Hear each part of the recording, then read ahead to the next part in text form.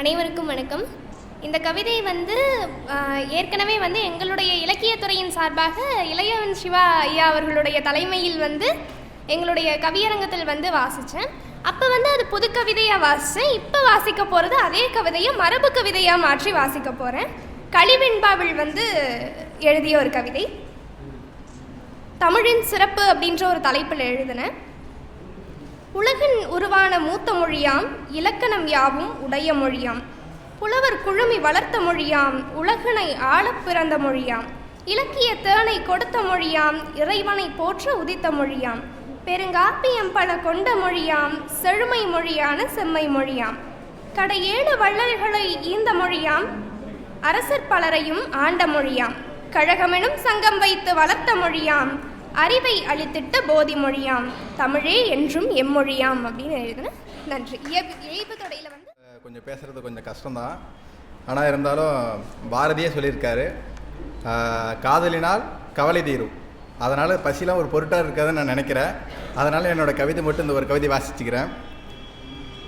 எல்லா ஆண்டும் பிப்ரவரி 14 காதலர் தினம் வருகிறது.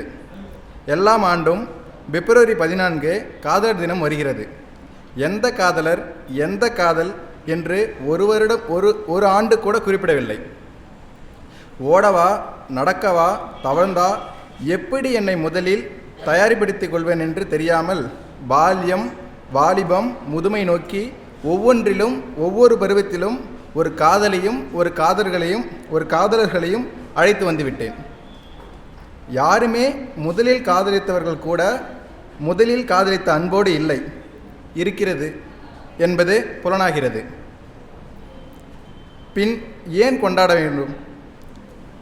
365 நாட்களை ஏன் விடுமுறை விட வேண்டும் என்ற எண்ணமெல்லாம் தொற்றிக்கொண்டு கள்ளக்காதலை போல் எதுவும் புரியவில்லை எனக்கு. ஏதோ ஒன்று எங்கோ எதிலோ நெகிழ்ந்திருக்க வேண்டும்.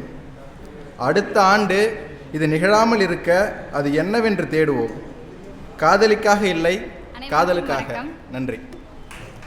நான் சொல்ல வர்றது என்ன கவிதைன்னா என்னுடைய பேர் பாண்டிகோமதி. நான் பாரதியார் பல்கலைக்கழகத்தில் முதுகலை 1ஆம் ஆண்டு படிக்கிறேன். நான் என்னோடய கவிதையை வாசிக்கிறேன். எனக்கு பிடித்த ஒன்று இப்போது வேற ஒருவருக்கு பிடித்த பிடியில் எனக்கு பிடித்தது போன்று இல்லாமல் பிரியத்தானே நினைத்தேன், ஆனால் பிடிவாதமாக பிடித்தது நிராசையில். கிடைக்காதா என்று தெரிந்தும் கையில் கிடைக்குமா என்ற ஏக்கமே மிச்சம். 4 ஆண்டு நினைவை விட 4 மாத நினைவே நிலைத்தது. நிகழ்வை மறக்க முற்படும் போது நிலவின் நிழலில் உன் நினைவில் நினைந்தேன், நித்திரை இல்லாமல் நிராயுத பாணியாக.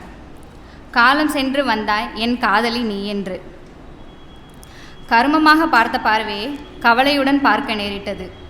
பதறித்தான் போனேன் பைத்தியம் போன்று. கனத்த நெஞ்சுடன் கட்டித் தழுவினாய் கண்ணீர் மல்க கனபொழுதில். கழுத்தில் முத்தமிட்டு இழுத்து மூச்சு விட்டாய்.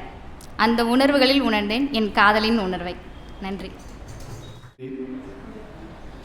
சுட்டெரிக்கும் சூரியனாவது விழித்தெழுந்து வரட்டும் என்று விட்டுவிட்டு சென்று விட்டான். பாடையேறி புதைகுழிக்கு போன பின்பும் தோண்டி எடுத்து அறுத்த கழுத்தை ஒட்ட வைத்து 10 வட்டி கடங்காரணம் கொடும்பாவி குழுவுக்காரணம் பணம் எங்கே என்று கேட்க கனவு கலைந்தது, உறக்கம் தொலைந்தது, நினைவு மட்டும் திரும்பவே இல்லை. பல்லை கடித்து கொண்டு சகித்து பயனில்லை என்றான பின் நமக்கிடையே ஏற்படும் அமைதிக்கு நல்ல புரிதல் என்று பெயர் வைக்கப்பட்டு விடுகிறது. நன்றி. இரங்கல். காய்ந்த செடியின் முதல் துளிரென கவியொன்று தோன்றியது எனக்குள். ஆற்றின் போக்கில் அடித்து போக இருந்த அதை நினைவு பாறைகளின் இடுக்குகளில் செருகிக் கொண்டேன். நகர பேருந்தின் நெரிசலில் நடுத்தர வயதுடைய நாகரீக பெண்ணின் கார்கூந்தல் வாசனையில் கட்டவிழ்ந்திருக்கும் காப்பாற்றிக் கொண்டேன். கைபேசியில் எதேர்ச்சையாக வந்த முன்னாள் காதலியின் மோகச்சூட்டில் முட்டவிழ்ந்து விடாமல் துண்டித்து கொண்டேன். தூரத்திலிருந்து அழைத்த தூரத்து சொந்தம் ஒருவரின் நலன் விசாரிப்பில் மாமா அத்தை தாத்தா பாட்டி கால்களுக்கிடையே மிதிபட்டு விடுமோ என நான் நுதிபட்டு கொண்டேன். இப்படியெல்லாம் கண்ணகியின் கற்பனை காப்பாற்றி வந்த கவிதையைத்தான் உங்கள் கவியரங்க மேடையின் பிஸ்கெட் காகிதங்களின் கரகரப்புக்கு நடுவே சாக கொடுத்தேன். நன்றி. அனைவருக்கும் மதிய வணக்கம். நான் அப்துல் கலாம் அவர்களை பற்றி ஒரு கவிதை வாசிக்கிறேன். நானாக எழுதிய கவிதை. ஒரு சிறிய மனிதனாக ஒரு பெரிய மனிதரை பற்றி பேச இந்த மேடையில் நிற்கிறேன். ஒரு மனிதரை பற்றி பேச வரவில்லை, ஒரு மதிப்பை பற்றி பேச வருகிறேன். கலாம். உயரம் எட்ட அல்ல, மனிதம் இழக்காமல் வாழ கற்றுக் கொடுத்தவர் கலாம். என் வெற்றி எவ்வளவு உயரம் அல்ல, நான் எவ்வளவு மனிதன் என்பதை கலாமிடம் கற்றேன். ஏவுகணைகள் வானத்தை கீறி சென்ற போதும் கூட மனிதத்தை மண்ணிலே நட்டு வைத்த மாமனிதர். கனவு என்று அவர் சொன்னது தூக்கம் அல்ல, தலைமுறைகளை எழுப்பிய ஒரு விழிப்பு. அதிகாரம் அவரை அணுகவில்லை, அவர் அதிகாரத்தை அடக்கத்தால் அணிந்தார். இன்னும் நான் தடுமாறும் ஒவ்வொரு தருணத்திலும் என் மனம் ஒரே கேள்வி கேட்கிறது, கலாம் இந்த தருணத்தில் இருந்தால் என்ன செய்வார்? ஒரு நாள் நான் வெற்றி பெறுவேனா என்று அல்ல, ஒரு மனிதனாக நிமிர்ந்து நிற்பேனோ என்று என்னை சோதிக்கிறேன். ஒரு நல்ல மனிதன் போதும் ஒரு தலைமுறையை மாற்ற. உங்கள் ஒவ்வொரு கனவும் உங்கள் உழைப்பை சந்திக்கட்டும், உங்கள் ஒவ்வொரு முயற்சியும் உங்கள் மனத்துணிவை வளர்த்திடட்டும். மனிதராக நிமிர்ந்து நிற்கும் தலைமுறை நம் தலைமுறையாகவே மாறட்டும். நன்றி, வணக்கம். முறை வைத்து மாதம் ஒன்றென மகன்களின் வீட்டிற்குள் நுழையும் அப்பாவிற்கு மறந்து போனது பேச்சின் அவசியம். முறை வைத்து மாதம் ஒன்றென மகன்களின் வீட்டிற்குள் நுழையும் அப்பாவிற்கு மறந்து போனது பேச்சின் அவசியம். பேரனுக்கும் பேத்திகளுக்கும் யானையாகி நடப்பவரின் மனதுக்குள் அவ்வப்போது விழுகின்றன மகன்களின் அங்குச குத்துகள். எப்போதாவது தட்டில் விழும் சோற்று பருக்கைகளில் ஒன்றிரண்டை இப்போதும் சேமிக்கிறார் அம்மாவுக்காக. நன்றி. நேற்று மீந்த பழைய கஞ்சியை அப்பா மகள்களுக்கு ஊட்ட, அம்மா எனக்கும் ஒரு வாய் என்று. சிறு பண்டமாய் இருப்பினும் இணைந்து உண்ட பிள்ளைகள், சிந்தித்து சிக்கனமாய் செலவினங்களை கையாளும் கைகள், சிறிதேனும் தாமதமானாலும் அப்பாவை தேடும் கண்கள், அம்மாவின் நிலையறிந்து வேக வேகமாய் வேலையை முடித்து வரும் அப்பா, இரவெல்லாம் ராந்தல் விளக்கில் மகள்களின் படிப்பு, வீட்டிற்குள் வீசும் புன்னகை பூவின் வாசம், இயல்பினும் இயல்பான ஒரு இயல்பு வாழ்க்கை, வெயிலில் எரித்தும் மழையில் நனைத்ததுமான ஒரு ஓலை குடிசைக்குள். நன்றி. யாருமற்ற பின்னிரவில் போதியின் அடியில் அமர்ந்திருக்கும் புத்தனை சித்தார்த்தனாக்கி என் இல்லம் அழைத்து வந்தேன். யாருமற்ற பின்னிரவில் போதியின் அடியில் அமர்ந்திருக்கும் புத்தனை சித்தார்த்தனாக்கி என் இல்லம் அழைத்து வந்தேன். இரு கோப்பை தேநீரோடு இருவரும் சிறிது நேரம் பேசிக்கொண்டிருந்தோம். சாலை கடந்த குழந்தையின் சிரிப்பையும் கணவனை துளைத்த பெண்ணின் அழுகையும் என நான் பேச்சை தொடர்கையில் குளறிய சித்தார்த்தன் போதியை தேடி ஓடிப்போனான். குளறிய சித்தார்த்தன் போதியை தேடி ஓடிப்போனான். இப்பொழுது காலியான இருக்கைக்கு எதிர்ப்புறம் நான் ஒரு புத்தனாய் அமர்ந்திருந்தேன். இன்னொரு சின்ன கவிதை. எப்படி அன்பு செய்வதென கேட்கிறார்கள். பிரபஞ்சத்தின் நீளத்தை, மணல் துகள்களின் எண்ணிக்கையை, உலகின் மொத்த நீர்த்துளியை, உள்ளங்கையின் ரேகைகளை எப்படி சொல்லி புரிய வைப்பது? அப்படிக்கு அப்படித்தான் பேரன்பும் அதுவாக நிகழட்டும். யாதும் ஊராகி செழித்த மொழி, நன்மை தீமை விளக்கிய மொழி, வந்தோரையெல்லாம் வாழ வைத்த மொழியாம் எமது அன்னை தமிழை வணங்கி, எங்கள் கல்லூரியில் நடைபெற்ற சிறப்பு கவியரங்கத்தில் வாசித்த கவிதை இளையவன் சிவா அவர்களின் தலைமையில் வாசித்த கவிதை.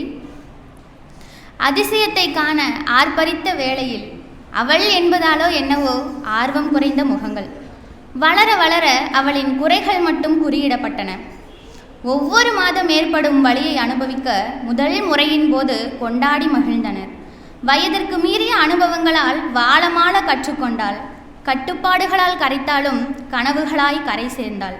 அவளின் மறைக்கப்பட்ட வழிகளே மௌனங்களாக, கடுகடுப்பான முகமே பாதுகாப்பாக, கண்ணீரின் ஒவ்வொரு துளியும் தைரியத்தின் விதைகளாய், வேதனைகள் அனைத்தும் வேர்களின் விருட்சமாய், காலங்கள் கடந்தாலும் அவளின் உழைப்பில் எந்திரங்களும் தோற்று ஓடும்.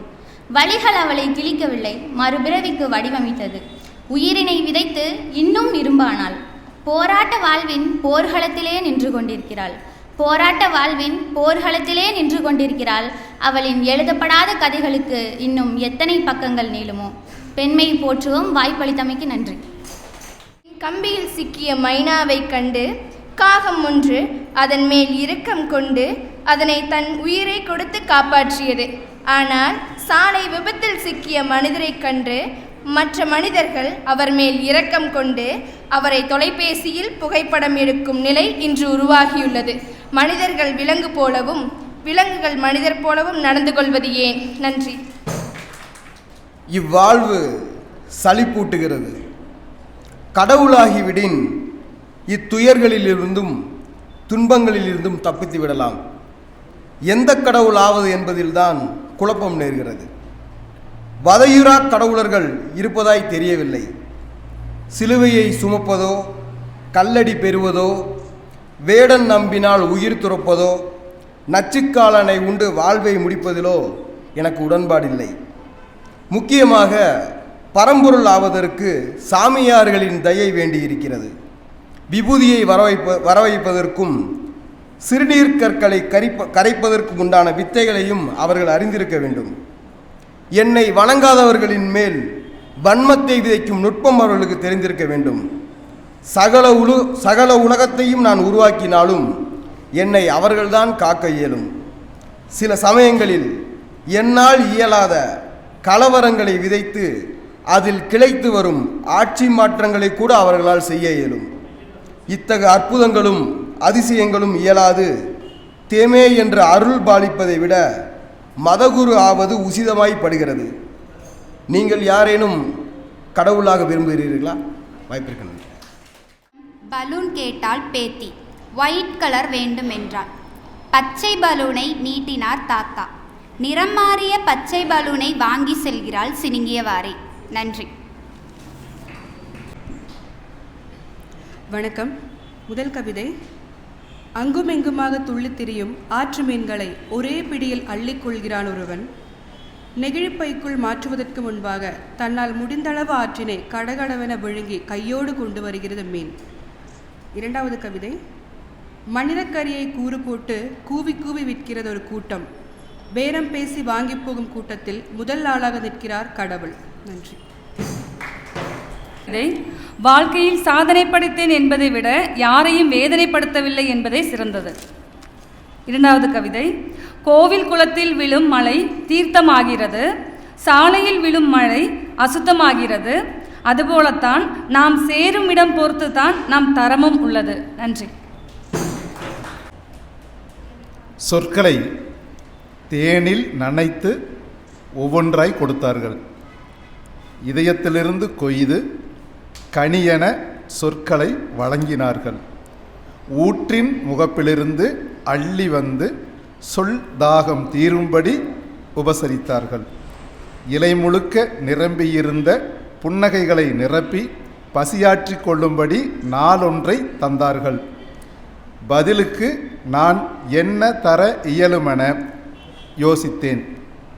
அவர்களின் இதய முற்றத்தில் நிரந்தரமாய் பதியனிட்டு கொள்ளுமாறு வேண்டுதலை முன்வைத்தேன். அவ்வளவே.